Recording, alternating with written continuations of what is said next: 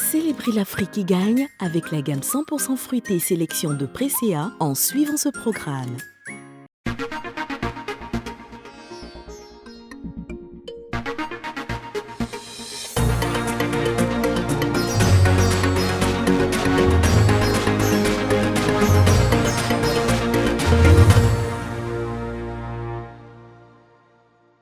Bonsoir à tous, très heureux de vous retrouver pour un nouveau numéro de Made in Africa, votre magazine économique 100% africain. Ce numéro sera consacré au marché des engrais et des phytosanitaires. Les engrais, ce sont des produits chimiques ou naturels répandus dans le sol pour fournir à la plante les éléments nécessaires à sa croissance. En Afrique subsaharienne, l'application moyenne d'engrais est de seulement 17 kg à l'hectare de terre cultivée contre une moyenne mondiale de 135 kg à l'hectare. Une faible consommation sur le continent qui impacte négativement les rendements. En Côte d'Ivoire, 60% des paysans n'utiliseraient pas ou peu d'engrais dans leurs champs. Les engrais sont souvent associés aux produits phyto pour protéger les cultures des différents parasites.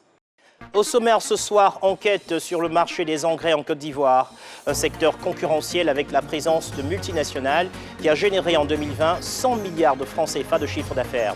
Un marché porté par de grandes filières agricoles telles que le cacao. À l'ombre de ces grandes filières organisées, une grande majorité de petits producteurs, vous allez le voir, peinent à se fournir en engrais. Mais des solutions innovantes existent. Puis nous partirons à la rencontre d'un agriculteur hors norme, Ambroise Nko, sacré meilleur cacao-culteur au monde en 2019 au Salon du chocolat de Paris. Avec lui, nous ne parlerons pas d'engrais, mais de pesticides, plus exactement de biopesticides. Nous allons vous montrer comment Ambroise Nko puise dans les secrets de la nature pour protéger ses cultures. En Côte d'Ivoire, le secteur des engrais est principalement porté par les grandes filières agricoles telles que le cacao, le palmier à huile et le coton. Des filières qui se tournent vers des groupes internationaux pour se fournir en engrais. L'un d'entre eux a accepté de nous ouvrir ses portes. Approvisionnement, production, distribution, vous allez découvrir les défis de son business. Un business auquel ne participeraient pas plus de 6 paysans sur 10 en Côte d'Ivoire, faute de moyens, mais aussi d'informations. Pour démocratiser l'utilisation d'engrais et booster les rendements, de jeunes entrepreneurs mettent en place des solutions en pariant sur les engrais organiques. La course aux engrais, un reportage signé Marc Huot, Gislain Mendonça et Samuel Trazier. Derrière les portes de cette usine du quartier de Vridi, se fabrique un produit incontournable pour le secteur agricole. De l'engrais. Un produit utilisé pour améliorer la croissance et le rendement des cultures. Nous sommes chez Yara, groupe norvégien, l'un des leaders de la fabrication d'engrais en Côte d'Ivoire. Dans ces grandes machines est conçu un produit dont ne peut se passer le pays, premier exportateur mondial de cacao. Actuellement, nous sommes en train de faire une formule pour le cacao. Donc, généralement, dans la formule du cacao, on met des phosphates, du potassium, du zinc et du bore. Donc, tous ces éléments-là ont chacun plus ou moins un rôle, soit pour renforcer les plants, soit pour faire mûrir le cacao, soit pour avoir plus de carbone à l'intérieur. Donc, chaque ingrédient joue un rôle pour qu'à la finalité, on ait des grosses graines, des grosses cabosses de cacao bien jaunes. Le process suit une mécanique bien huilée. La pelleteuse récupère d'abord le phosphate, puis le potassium, et enfin les autres éléments de la formule. Le tout atterrit dans cette grosse machine, un mélangeur. À la clé, un engrais pour le cacao, différent de celui destiné aux autres cultures, telles que le coton. Chaque engrais est conçu selon des formules bien spécifiques. Impossible de connaître les dosages, secret industriel. Plusieurs grandes sociétés se partagent le marché des engrais en Côte d'Ivoire. Solevo, multinationale française, possède 45% du marché. Yara, la norvégienne, 23%. OCP, un groupe marocain, et Agro-West, un groupe ivoirien, détiennent chacun 10% du marché. Le secteur a généré en 2020 un chiffre d'affaires de 100 milliards de francs CFA. Un marché dynamique, porté par de grandes filières agricoles, telles que le cacao. Des filières qui consomment toujours plus d'engrais dans le but d'accroître leur production. Ce n'est pas le cas des petits producteurs de vivriers, pour qui les fertilisants demeurent un luxe. Alors, à coup de stratégies commerciales et d'innovation, les acteurs du marché veulent augmenter la consommation d'engrais chez les planteurs. À la clé, produire plus pour parvenir à nourrir 25 millions d'Ivoiriens.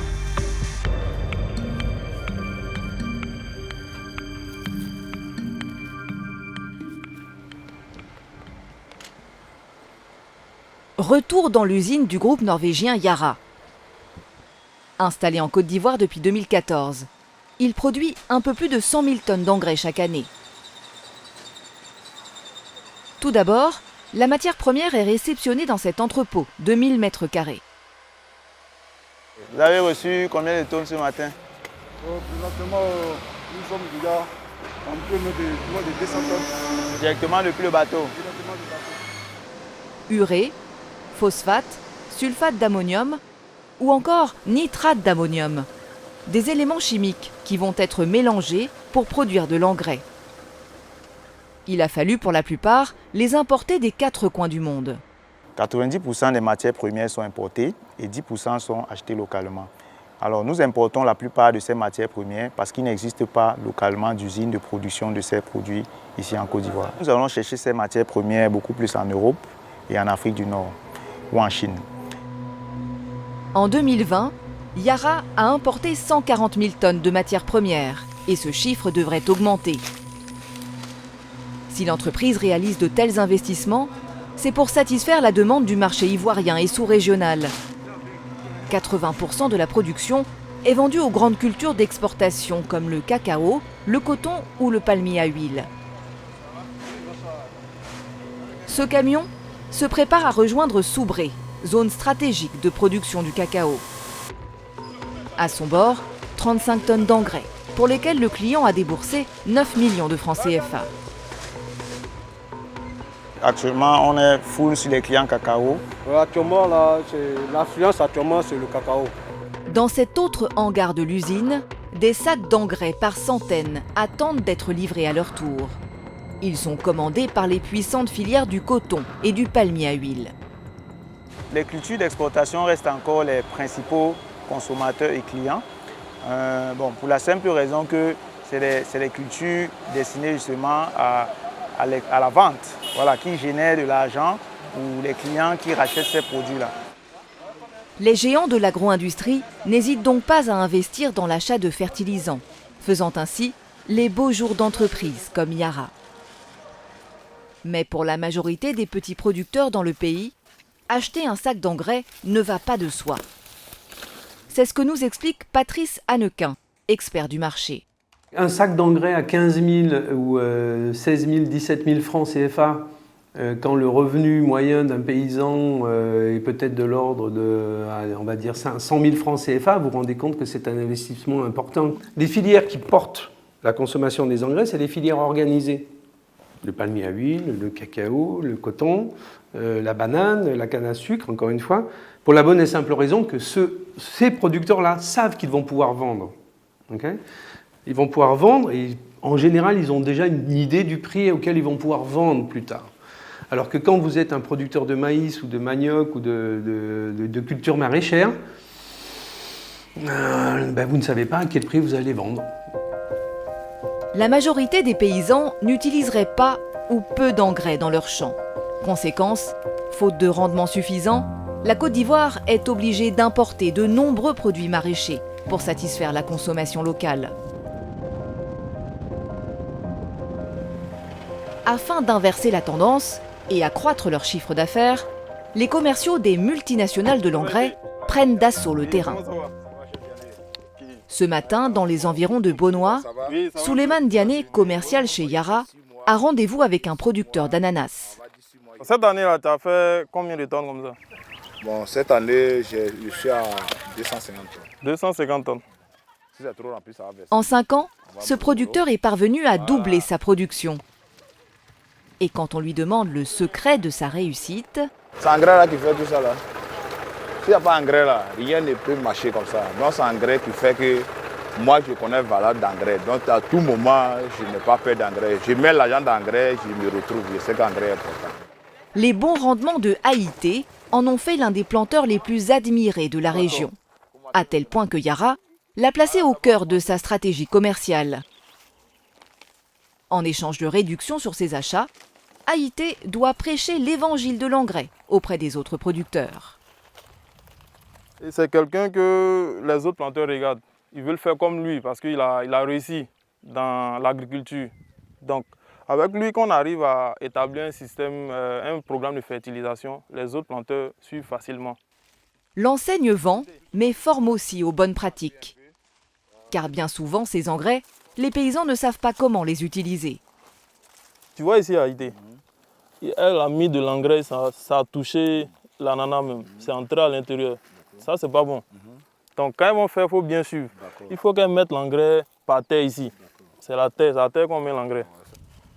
Le commercial en profite aussi pour sensibiliser le producteur et ses équipes sur les risques liés au mauvais usage des engrais. Tu vois, l'engrais, c'est quelque chose qui peut être dangereux quand c'est directement en contact avec la main. Donc quand elles travaillent, il faut leur donner des gants. Les deux ont gants, ça c'est bon. Mais elle, on m'a dit qu'elle a son gant, mais elle a laissé à la maison. Non, ça y est là. En effet, appliquer des engrais chimiques sans protection peut entraîner de graves brûlures. Une mauvaise utilisation peut aussi durablement affecter les sols. Dans les années 90, par exemple, leur utilisation excessive dans les plantations de bananes à l'est de la Côte d'Ivoire a appauvri les sols. Des sols devenus par certains endroits complètement infertiles. Afin de redonner à la terre toute sa vigueur, certains ont décidé de produire autrement. À l'épée, à plus de 2 heures d'Abidjan. C'est ici que Silver Kouakou a installé l'un de ses ateliers de fabrication. Il faudra faire en sorte que les sacs qui sont à l'intérieur, avant qu'ils soient cousus, il faut que la matière additive là arrive d'abord. Cet entrepreneur ivoirien fabrique des engrais, sans aucun produit chimique. Ici, le phosphate et l'ammonium ont été remplacés par des déchets. C'est des déchets organiques, des déchets biodégradables. C'est-à-dire que tout ce qui se décompose, tout ce qui peut, dans le langage commun, peut pourrir en fait. Dans ce cas présent, c'est des villages environnants, de ce qui est produit chez eux à la maison chaque jour, ce qui sert de nourriture, ce qui est rejeté, tout ça, c'est ce que nous récupérons ici. Épluchures de légumes, cabosses de fruits ou encore rejet des plantations. Des tonnes de déchets sont ici convoyés par mois. Ils sont ensuite mélangés à une cadence lente pendant plusieurs semaines, le temps qu'ils se décomposent et deviennent du compost. Une fois obtenu, il est tamisé pour obtenir le produit fini, 100% organique. Cet engrais organique est très bon parce qu'il est la solution naturelle pour toutes les plantes. Aucun effet négatif, c'est-à-dire il n'y a pas de risque de brûlure pour la plante ni pour l'homme. Il permet une bonne fertilisation du sol, c'est-à-dire il apporte tous les éléments nutritifs. Si les qualités de cet engrais naturel sont vantées pour enrichir les sols, son utilisation seule ne suffirait pas pour assurer un bon rendement. Il faudrait le combiner avec de l'engrais chimique. L'objectif de l'engrais organique n'est pas de venir remplacer l'engrais chimique. Il faut qu'on soit clair dans les thèmes parce que, en fonction des terres cultivables, on ne peut pas produire autant d'engrais organiques pour toutes ces terres cultivables. Parce que l'engrais organique, dans sa production, met beaucoup de temps et c'est quelque chose qu'on ne peut pas trouver comme ça. À la différence de l'engrais chimique, on peut produire des tonnes à la minute et avec les machines, tout ça, c'est très différent. Afin de produire plus d'engrais organiques, de jeunes entrepreneurs ont eu une idée.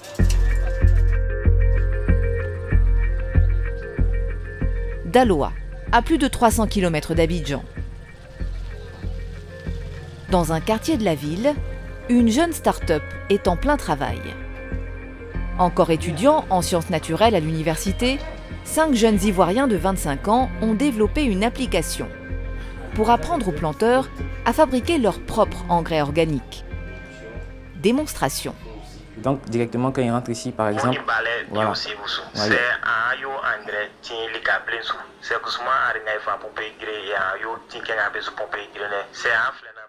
Ici, les instructions sont données en baoulé. 4 autres dialectes de différentes ethnies figurent aussi dans l'application. Un moyen de faciliter l'apprentissage chez les paysans, dont la majorité sont analphabètes. Une idée simple, mais ingénieuse, qui a séduit lors de plusieurs concours. On a lancé réellement le projet via un hackathon. Voilà, un hackathon qui sillonnait les différentes villes. Et on a profité pour présenter le projet.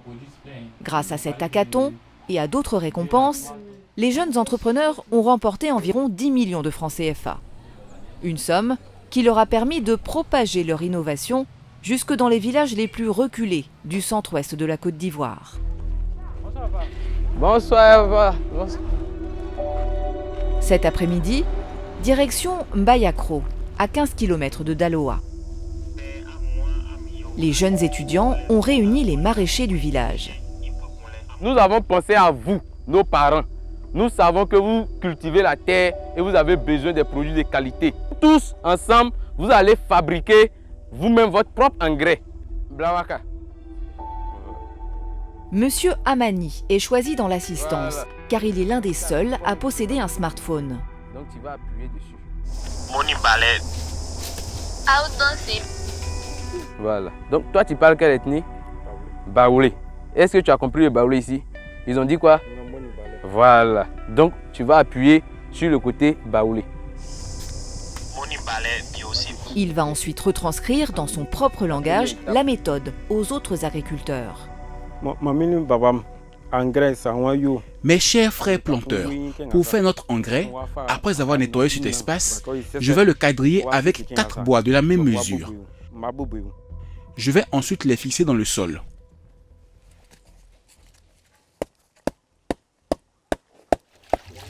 Aidé de ses collègues et de son smartphone, Monsieur Amani réunit progressivement les éléments pour fabriquer son engrais organique Made in Africa.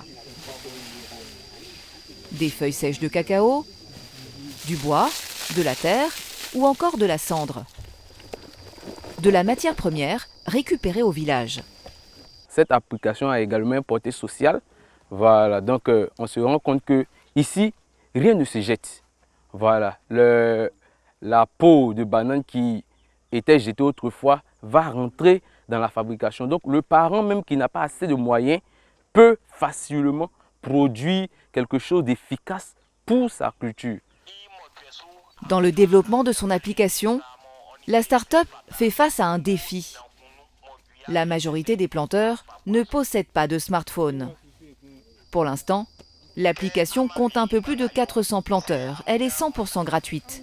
De quoi changer la vie de paysans, comme Monsieur Amani. Quand j'ai connu l'application, j'ai vu que ce n'était pas très compliqué. Si tu es attentif aux instructions, tu peux toi-même fabriquer l'engrais pour mettre au champ. Ça ne coûte rien et si tu utilises cet engrais pour ta culture, elle peut mieux produire. Aujourd'hui présents dans le centre-ouest, ces jeunes entrepreneurs souhaitent développer leur application dans d'autres régions, au nord en priorité. Leur ambition est double, démocratiser les engrais et surtout faire en sorte que ces derniers ne soient pas chimiques.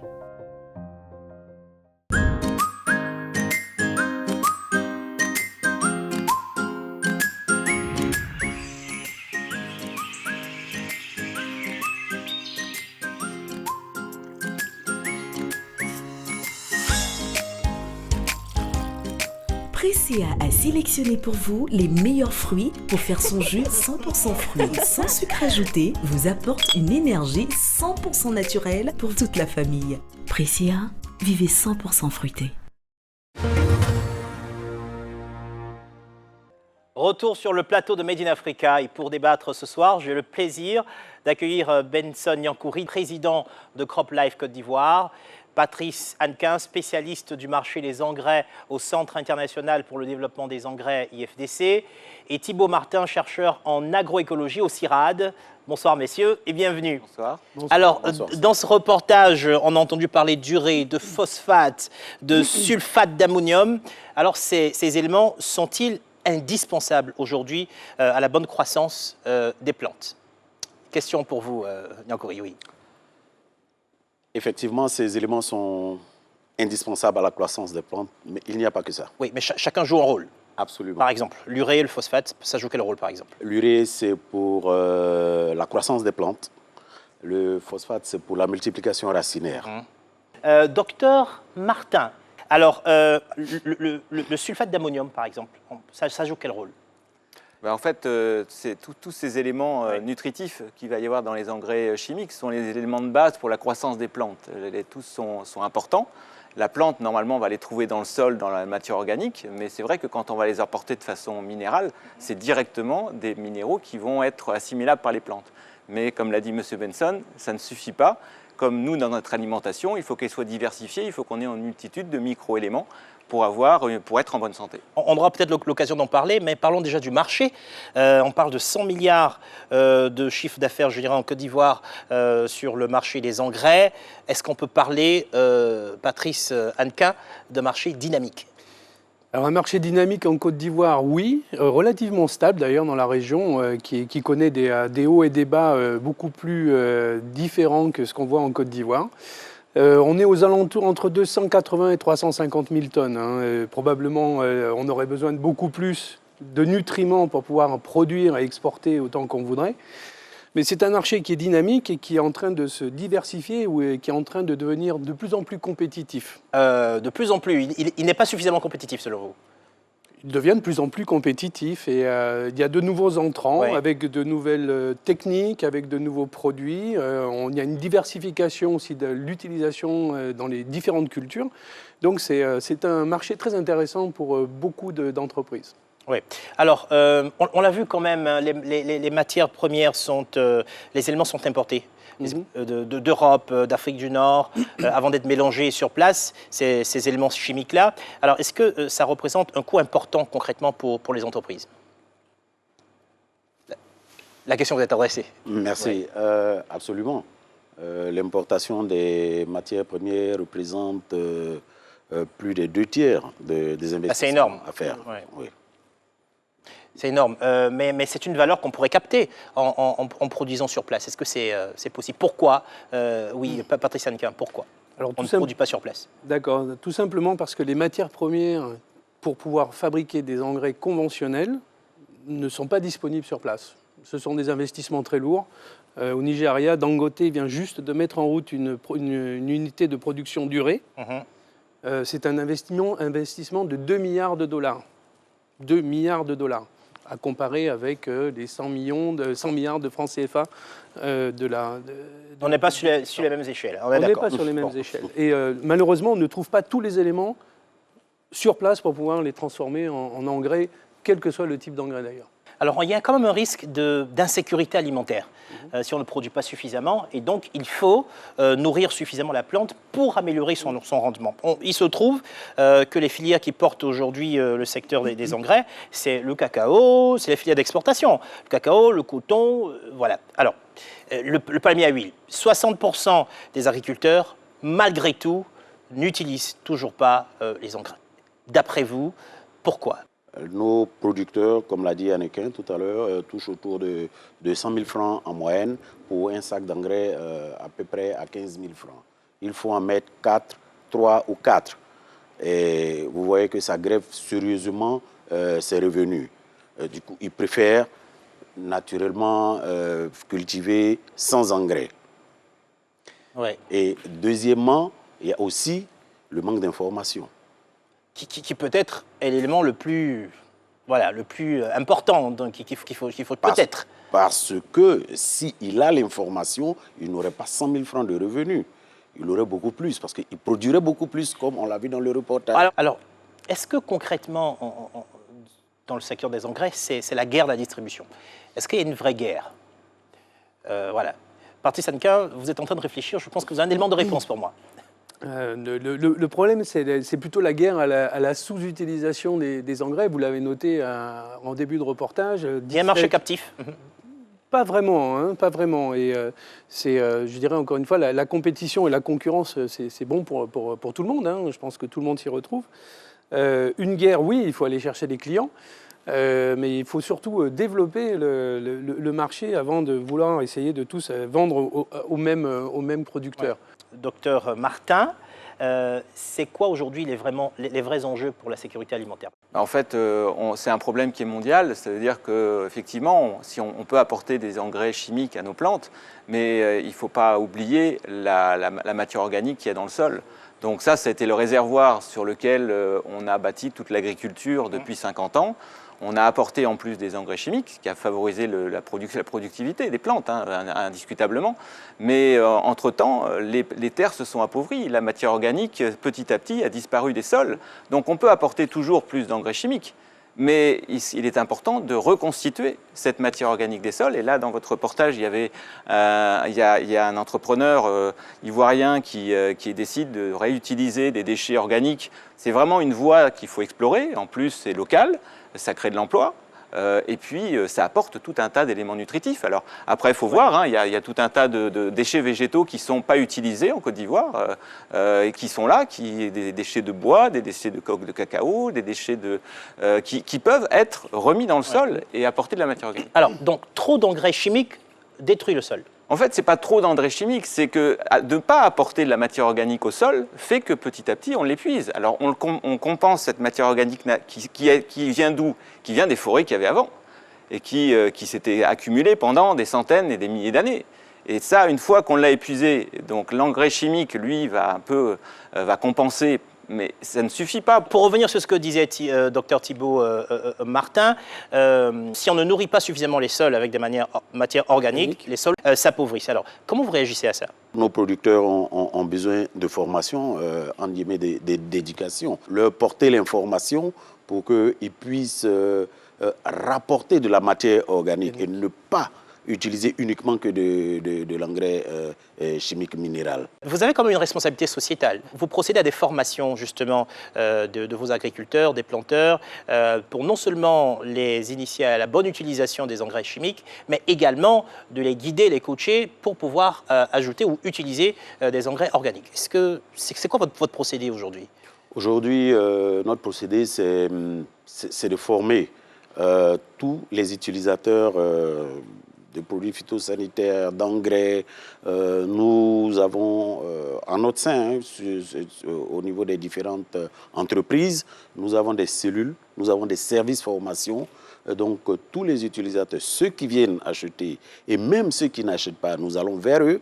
Nous développons un système d'éducation agricole. Est-ce que vous constatez que justement il y a une mauvaise utilisation des produits? Absolument, il y a plus qu'une mauvaise utilisation. Celui qui vient payer le produit, il est formé, il a l'information, mais quand il part et qu'il transmet à une autre personne qui n'a pas eu l'information, voilà, le hiatus se trouve à ce niveau-là. La moyenne, on l'a vu, c'est de 17 kg à l'hectare en Afrique contre 135 kg à l'hectare de par le monde, avec 356 kilogrammes à l'hectare en Asie, c'est le chiffre de 2015, il nous faut augmenter. Alors comment on fait? Le défi, c'est de produire plus, mieux, de manière durable, avec moins. Moins d'eau, moins d'intrants, moins d'engrais, moins de terre, moins de forêt, moins de travail. Alors comment on y arrive? Avec des bonnes pratiques agricoles, avec une bonne gestion intégrée de la fertilité des sols, ça c'est peut-être pour la partie technique, mais c'est aussi en structurant l'agriculture. Certaines filières l'ont très bien réussi déjà, mais c'est en structurant des filières qui ne le sont pas encore. Notamment, il est quand même incroyable qu'en Côte d'Ivoire, il n'y ait moins de 10% des engrais qui aillent sur la production céréalière ou maraîchère, alors qu'au Nigeria, c'est 60 ou 70%. Au Mali, c'est 50-60%. Et c'est une tendance lourde. C'est le Mali qui est en train de devenir le grenier à céréales de l'Afrique de l'Ouest. Donc, on a de l'espace, on a un gros travail à faire pour structurer les filières et lier les producteurs agricoles au marché. C'est ça tout ça, ça va coûter de l'argent. Est-ce qu'il y a des financements aujourd'hui pour ça? Pas assez. Il n'y en aura jamais assez. Mais la structuration des filières, le FIRCA est un moteur excellent, est un modèle vraiment tout à fait unique d'ailleurs, pour pouvoir y contribuer. Mais c'est un travail qui prend du temps, beaucoup d'énergie. Et n'oubliez pas, on a fait la bascule du nombre d'urbains par rapport au nombre de ruraux depuis longtemps en Côte d'Ivoire. Et il y a de moins en moins de paysans pour nourrir de plus en plus d'urbains. Donc on est vraiment à la croisée des chemins. Le ministère de l'Agriculture devrait être beaucoup mieux doté que ce qu'il est aujourd'hui. Tout à l'heure, on a vu dans le reportage ces jeunes à Daloa avec cette application qui permet aux agriculteurs d'apprendre à fabriquer leur propre engrais biologique. Ingénieux, docteur Martin?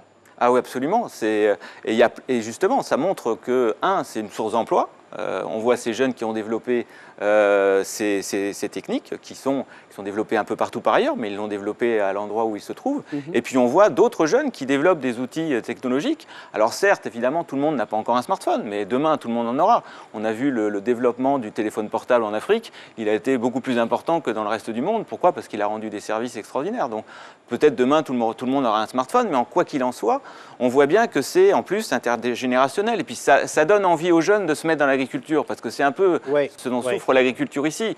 Alors, je vous donne la parole pour un dernier mot, les perspectives. Vous savez que la déclaration d'Abuja nous a demandé de passer aujourd'hui de 15 kg à 50 kg d'utilisation d'engrais. C'est ambitieux, donc je vous donne la parole pour pouvoir regarder du côté des perspectives. Alors, bon, malheureusement, on n'est pas arrivé à ces 50 kg de nutriments par hectare de terre arable, mais on a quand même multiplié par 2,5 en 15 ans, ce qui n'est pas rien. Il ne faut jamais oublier que l'Afrique a quand même réussi à nourrir ses populations malgré des taux de croissance démographique absolument incroyables et que peu de continents y sont arrivés au cours de l'histoire. Donc ça, c'est quand même toujours bon à remarquer. On parle beaucoup d'agroécologie. C'est quelque chose qu'il faut investir largement et avec beaucoup de moyens. Et il faut laisser la science aussi à sa place et avancer ensemble pour pouvoir y arriver. Patrice Anka, merci beaucoup d'avoir été avec nous. Vous l'avez vu, les choses bougent dans le marché des engrais en Côte d'Ivoire. Elles bougent aussi dans le secteur des phytosanitaires, ces substances utilisées pour tuer les végétaux indésirables dans les plantations. Des produits très souvent montrés du doigt pour leur impact nocif sur la santé et sur l'environnement. Des produits que l'agriculteur que nous allons vous présenter maintenant a décidé de complètement réinventer. Chez lui, pas de produits chimiques, mais que des produits 100% naturels. Il se dit partisan de la lutte agronomique, l'apôtre des biopesticides. Un reportage de Marc Pouot, Gisèle Mendonça et Oscar Noël-Sangan.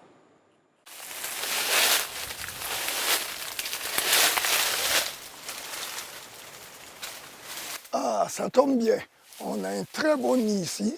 Donc vous allez venir l'enlever et puis on va le mettre sur l'autre cacaoyer là-bas. Chez Ambroise & Co, il n'y a pas que la voix qui est originale. Il y a aussi la méthode. Ces fourmis redoutées par la plupart des paysans pour leurs piqûres, cet agriculteur les manie avec une étonnante dextérité. Il suffit d'être assez doux, voilà, vous allez voir, ils vont me grimper dessus, voilà, sans pour autant me piquer parce que j'évolue de manière douce. Et si je brusque, alors à partir de ce moment, ils vont me prendre pour un ennemi, ils vont m'attaquer. Loin d'être leur ennemi, Ambroise a fait de ces fourmis ses meilleurs alliés. Il les installe sur tous ses cacaoyers. Elles vont ainsi se nourrir de cochenilles, ces parasites blancs qui ont infesté sa plantation. La moitié de la récolte risque d'être perdue. Mais le planteur s'est compté sur ses petites amies rouges pour mener la bataille. Les fourmis eukophiles ont pour mission de détruire tous les déprédateurs du cacaoyer. Ce qu'on appelle la lutte agronomique, c'est utiliser les éléments de la nature pour combattre d'autres éléments qui ne vous sont pas favorables. Et c'est ça la lutte agronomique contre les insectes. C'est comme un insecticide. Des insectes utilisés comme insecticides. C'est la méthode originale d'Ambroise & Co. Une méthode qui tranche avec celle de la plupart des paysans ivoiriens, habitués à répandre de grandes quantités de pesticides chimiques pour venir à bout des nuisibles. Ces pesticides, Ambroise les a tout simplement bannis de ses plantations. Il préfère puiser dans les secrets de la nature, mais il va plus loin. À l'heure où les pesticides chimiques sont décriés, le planteur à la voix de Crooner s'engage, avec comme cheval de bataille, la protection de la nature et des hommes qui en vivent.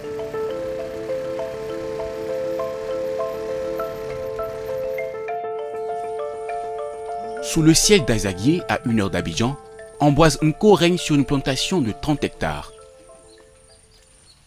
Il produit un peu de tout, du café, du cacao, du citron et d'autres cultures aussi différentes les unes que les autres.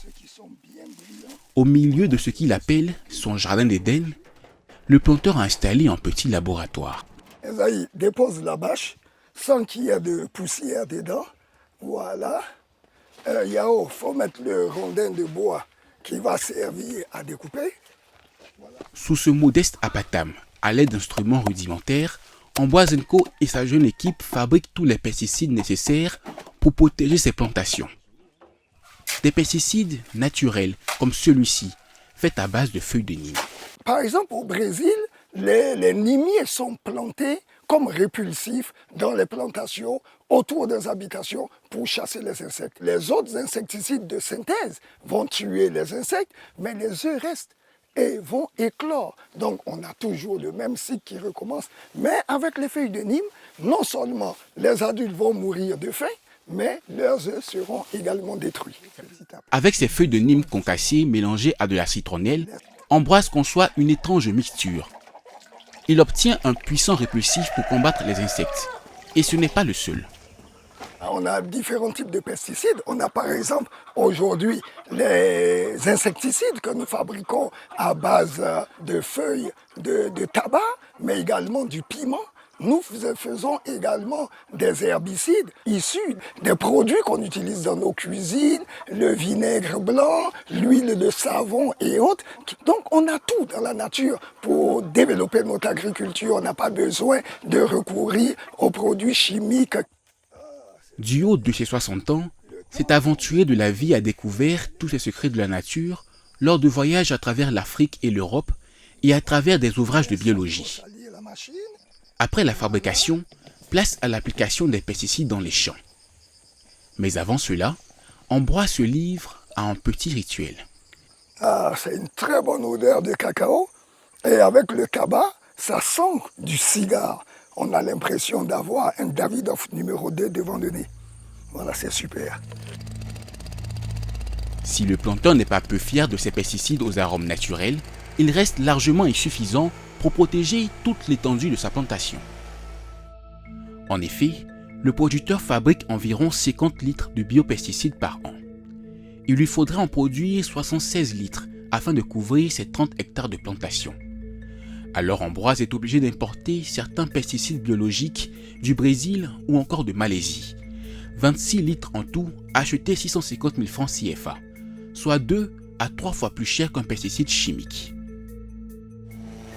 Mais hors de question pour Ambroise de lésiner sur les moyens, car ces biopesticides auraient un impact direct sur la qualité de ses cultures. Vous allez comprendre pourquoi. Voilà. Rentrés des champs, Ambroise et son équipe mettent des fèves à sécher au soleil. Ce ne sont pas n'importe quelles fèves. Grâce à elles, Ambroise & Co remporte le prix d'excellence du meilleur cacao mondial au Salon du chocolat de Paris en 2019. Ces biopesticides n'y seraient pas pour rien. Regardez la grosseur des grains. Et ces fèves produisent déjà du beurre, de l'huile, avant même d'être compressées. En agriculture bio, en cacaculture bio, vos fèves sont beaucoup plus grosses, elles sont plus lourdes, elles ont plus de beurre et elles sont beaucoup plus appréciées par les chocolatiers. Ce cacao d'excellence lui ouvre les portes du marché européen, un marché de niche. Notre planteur vend 80% de sa production, soit 14 tonnes de fèves de cacao par an, à un chocolatier suisse. Cette entreprise lui achète son cacao 2 millions de francs CFA la tonne, soit 2 fois plus cher qu'un cacao produit avec des pesticides chimiques. Le pesticide zéro, non seulement il me réussit, mais il ne coûte finalement rien, puisque je vends la tonne de cacao minimum à 2 millions au lieu d'1 million, je ne mets pas 1 million pour acheter du pesticide. Si Ambroise mise aujourd'hui sur les pesticides biologiques, cela n'a pas toujours été le cas. En effet, il débute son activité de planteur il y a 10 ans après une vie de fonctionnaire dans différents secteurs. Comme la plupart des paysans en Côte d'Ivoire, il a recours aux pesticides chimiques pour augmenter ses rendements. Puis, il connaît un drame. L'ouvrier qui applique les pesticides sur sa plantation décède. Pour Ambroise, c'est un choc. Ça a été un drame jusqu'à aujourd'hui qui me laisse vraiment sans voix. C'était le meilleur applicateur que j'ai pu connaître. Il s'appelait Dao. Et il ne faisait pas du tout attention. À chaque fois, je lui disais, j'ai des combinaisons pour toi, j'ai des masques pour toi, j'ai des lunettes de protection. Il me dit, ça tue pas africain. Il a connu une mort tragique. Aucune preuve de lien direct entre sa mort et les pesticides chimiques. Mais une chose est sûre, les agriculteurs, pour beaucoup analphabètes, sont peu éduqués à l'application de ces produits. Des produits dont certains sont considérés comme dangereux pour la santé et qu'ils manipulent sans protection. Quand je m'arrête parfois, en passant, je demande aux paysans quelle dose tu utilises. Il ne sait pas. Quel danger tu cours en utilisant tel produit. Il ne sait pas. En fait, pour lui, il faut tuer les insectes. Mais il oublie qu'en tuant les insectes, souvent il se tue lui-même et les insectes sont encore là. Plus que jamais, le planteur a fait de l'agriculture zéro pesticides chimiques son cheval de bataille. Cet après-midi, à l'ombre des cacaoyers, Ambroise Nko a réuni quelques producteurs de la région. Si nous voulons vivre plus longtemps, nous devons manger bio, nous devons manger sain. Et manger sain et bio passe par de bonnes pratiques culturelles. Mais le message du bio a souvent du mal à passer. Pour payer un bio, le moins cher, 24 000, 25 000, deux fois voire 30 000. Mais où trouver cet argent? Face aux réticences des planteurs, Ambroise a choisi de limiter les dégâts en leur apprenant à se protéger lorsqu'ils appliquent les produits chimiques. Me voici équipé comme vous devez l'être tous les jours pour vos applications. La vie humaine est d'autant plus intéressante et d'autant plus importante qu'il ne peut exister d'agriculture sans hommes. Premièrement, c'est les hommes qui font l'agriculture et en finale, c'est les hommes qui consomment les produits de l'agriculture. Donc si vous n'avez pas d'hommes, vous ne ferez pas d'agriculture, vous ne vendrez pas vos produits. Conviction chevillée au corps, l'étonnant Ambroise Nko continuera à partager son message au fil des routes sur cette terre qu'il aime tant.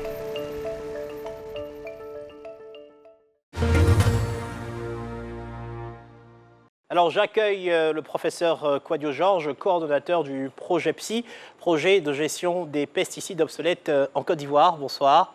Bonsoir. Bienvenue, merci de nous avoir rejoints. Alors tout de suite, je vous adresse la question, que vous inspire ce reportage? On a vu Ambroise Nko, ce personnage haut en couleur. Et alors, qu'est-ce qui vous inspire?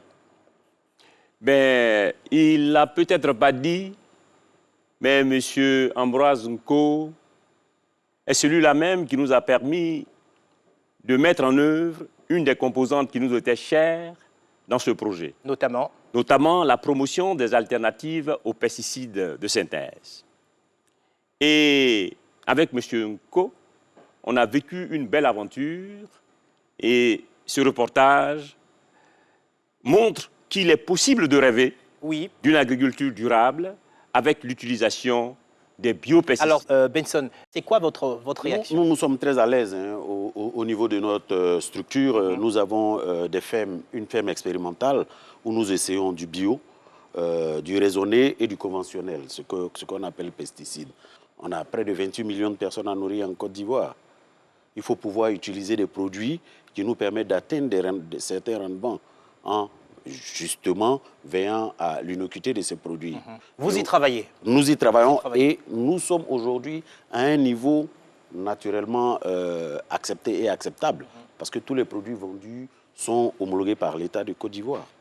Docteur Martin, les techniques de Ambroise Nko sont disruptives pour protéger notamment ces cultures et des insectes et parasites. Alors vous aussi, vous êtes un partisan de la lutte agronomique. En fait, on va parler de lutte biologique en général. Et M. Nko a effectivement, qu'est-ce qu'il fait? Il associe différentes techniques, c'est-à-dire que ce n'est pas un biopesticide qui remplace un pesticide chimique. Il a parlé des fourmis qui peuvent avoir un rôle de prédateur. Ah oui, c'était très marquant dans le reportage. Voilà, c'est-à-dire que c'est un service qu'apporte la nature, c'est cadeau. Il n'a pas parlé des pollinisateurs, mais il aurait pu en parler. Ce sont des abeilles qui sont autour de nous, qui pollinisent les fleurs et qui permettent d'augmenter la production. Quand on met des pesticides chimiques, le problème, et il en a aussi parlé, on n'a pas regardé l'impact sur la santé humaine, on n'a pas regardé l'impact sur les insectes utiles, et pourquoi on a regardé justement le rendement. Maintenant, on s'intéresse justement, on regarde ces impacts-là. Les agriculteurs n'ont pas beaucoup de moyens. Investir dans les techniques, dans les tenues de protection, c'est difficile. Est-ce qu'eux-mêmes savent lire et écrire les recommandations qu'il y a sur une boîte? C'est aussi compliqué. Et quand on sait que généralement, les insecticides sont stockés dans l'habitation parce que c'est là où ils sont en sécurité.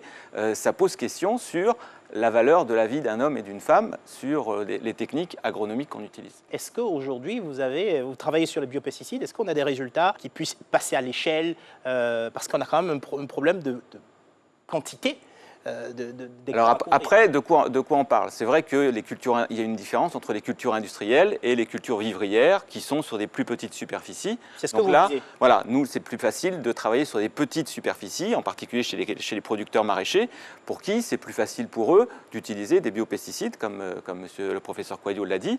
Et ce sont des techniques qui sont tout à fait accessibles. Et il faut savoir aussi que les agriculteurs ont l'habitude de se soigner avec les plantes. Donc pour eux, ça fait sens d'utiliser des extraits de plantes pour soigner leurs plantes eux-mêmes. Encore faut-il qu'ils aient l'information de savoir que c'est possible de faire. Apparemment, on a des solutions, mais il faut qu'on les partage, il faut qu'on en parle, il faut que justement l'information parvienne à ceux qui doivent justement utiliser in fine. Parlons du secteur.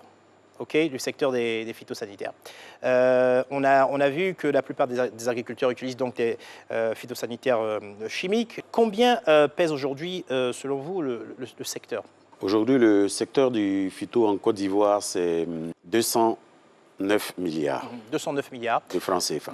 Alors, et la traçabilité des produits, comment est-ce que c'est enregistré, c'est autorisé? C'est quoi le process? En Côte d'Ivoire, pour qu'un produit puisse être commercialisé, c'est au bas mot 2 années d'expérimentation.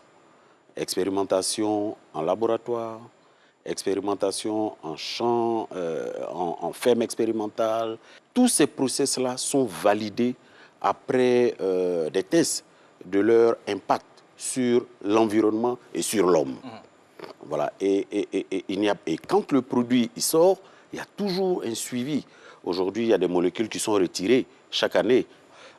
Quand on se rend compte que les seuils de tolérance qui sont de plus en plus faibles au niveau de l'Europe, nous sommes en accord avec eux. Quand ils retirent, nous les retirons ici aussi. Parlons du projet PSI. Oui. Qu'est-ce que vous faites exactement? Le projet PSI est une volonté gouvernementale, je dirais, de gérer de manière efficace les produits chimiques en Côte d'Ivoire. Et on s'est rendu compte que des produits phytosanitaires devenant obsolètes, c'est-à-dire frauduleux, interdits et périmés, ont des conséquences néfastes sur l'environnement et la santé des populations. En Côte d'Ivoire, on a pu avoir à recenser 329 tonnes de pesticides obsolètes. Voilà ce qu'on a fait. Et on a procédé, avec l'appui de la Banque mondiale, vous avez procédé à leur élimination. Il y a des conséquences pénales pour les détenteurs de... Disons que la loi prévoit des sanctions pour pouvoir endiguer le mal en matière de gestion des pesticides obsolètes. Ça va de 50 000 francs à 500 millions de francs CFA, selon les caractéristiques du produit chimique qui est saisi, etc. Alors, docteur Martin, je vous donne la parole. Ce qui m'a fait en fait aller sur les biopesticides, c'est quand j'ai rencontré un producteur maraîcher qui était en train de récolter ses tomates avec son fils qui faisait le traitement à côté. Et je lui ai dit, mais comment ça se fait que vous traitez alors que vous récoltez en même temps? Et l'agriculteur, très sérieusement, m'a dit, mais c'est pas pour manger, c'est pour vendre, rassurez-vous. Donc, il y a un véritable problème de santé publique et pour le petit agriculteur qui n'a pas beaucoup de moyens, produire, pour lui, c'est vital. Donc, s'il peut produire plus, il va produire plus. Benson Nyankouri, alors, une petite réaction justement sur ça, sur tous ces efforts aujourd'hui qui sont faits, pas sur le côté business, mais sur le côté défense de la santé publique. Oui, aujourd'hui, toutes les entreprises du phyto ont une responsabilité sociétale. Et nous, dans les grands bassins de production, nous avons des services qui font de la formation, qui font de la sensibilisation. Notamment aux bonnes pratiques agricoles. Aux bonnes pratiques agricoles. Vous avez même vu dans le reportage que, bien qu'il utilise des produits biologiques, il était complètement équipé d'équipements de protection individuelle. Et ça, c'est notre credo. Déjà, il faut que l'applicateur se protège, quel que soit le produit à utiliser. Donc, et ça, nous le faisons. Nous avons formé plus de 50 000 personnes et nous continuons. Produire, c'est bon, mais sa santé, c'est encore mieux. Alors, depuis 30 ans, professeur, on se rend bien compte qu'en Europe, eh bien, le continent s'est orienté vers une forte réduction des pesticides, notamment des molécules considérées comme étant les plus dangereuses. Est-ce qu'aujourd'hui, cette même tendance se ressent en Côte d'Ivoire? Oui, cette même tendance se ressent, puisque la Côte d'Ivoire n'est pas un pays isolé de ce qui se passe à travers le monde. Nous ne sommes pas des fabricants de pesticides. Ça se fabrique en Europe. Et nous les homologuons pour pouvoir traiter nos plantes. Lorsque nous avons travaillé sur les polluants organiques persistants, un certain groupe de pesticides qui était au nombre d'une douzaine, en 2013, on est passé aujourd'hui à 29. Les polluants organiques persistants, ce sont des pesticides hautement dangereux. Alors les pays s'accordent à les interdire pour protéger l'environnement et la santé. Ouais, et la Côte d'Ivoire suit ce processus. Avec Benson Yankouri tout à l'heure qui en parlait tout à l'heure qu'il y a un suivi au quotidien des molécules qui sont autorisées ou alors d'autres qui sont retirées du marché. Vous confirmez également cette tendance, docteur? Oui, puis c'est vrai que la Côte d'Ivoire, comme beaucoup de pays d'Afrique de l'Ouest, avec le SILS, sont très vigilants. Il faut retirer un certain nombre de molécules à partir du moment où il y a de nouvelles molécules qui peuvent prendre le relais. Moyennant quoi, ça ne résout pas le problème de l'impact collatéral des pesticides chimiques que l'on utilise. Et que la transition, elle ne va pas se faire non plus du jour au lendemain. Il va falloir du temps. Ce n'est pas tout le monde qui va travailler comme M. Nko le fait. Il va falloir du temps. Il va falloir que, en fait, l'idée, c'est de passer du chimique au biologique. Et ça, c'est le 21e siècle qui nous dira, au bout du compte, si on y a réussi. Parce que le biologique, il y a très peu d'impacts collatéraux et il y a très peu de déchets. Il n'y a pas de déchets, alors que le chimique, c'est des molécules, on a fait des molécules stables pour qu'elles soient efficaces. Donc rémanentes. C'est pour ça qu'on les retrouve dans le sol, on les retrouve partout. Peut-être vous dites, c'est un peu idéaliste de parler de la protection biologique, mais on en discutait avec M. Benson qui vend des produits chimiques. Si demain, les vendeurs de produits phyto vendent des produits phyto bio, ils continueront à garder leur marché, leur service, leur travail, mais on impactera moins la santé humaine et puis l'environnement. Et ça, je pense que c'est là qu'il faut aller. Alors, j'espérais que vous seriez en train de sourire en tournant le regard vers vous. Est-ce que c'est envisageable, ça, de votre côté? Absolument. Ouais. Je vous ai dit tout à l'heure que nous avons une ferme expérimentale où nous mettons les 3 écoles, le bio, le raisonné, qui est un mélange de bio et de conventionnel, et le conventionnel pur. Et à terme, c'est pour effectivement faire cette transition. On ne va pas, comme il a dit, emmener tout le monde à être M. Nko du jour au lendemain. Mais il faut qu'il y ait une transition qui se fasse sans que nous ayons un impact sur l'approvisionnement en aliments de nos populations, en aliments sains de nos populations. Professeur Kouadio, Benson Yankouri, docteur Martin Thibault, merci d'avoir été sur ce plateau de Made in Africa. Et merci à vous aussi d'avoir suivi ce numéro de Made in Africa. Vous pouvez retrouver cette émission sur notre site internet, c'est www.rti.ci ou sur l'application RTI Mobile. Vous pouvez aussi suivre nos activités sur les réseaux sociaux, Made in Africa pour Facebook et Made in Africa TV pour Instagram et Twitter. Merci à tous ceux qui m'ont aidé à préparer cette émission.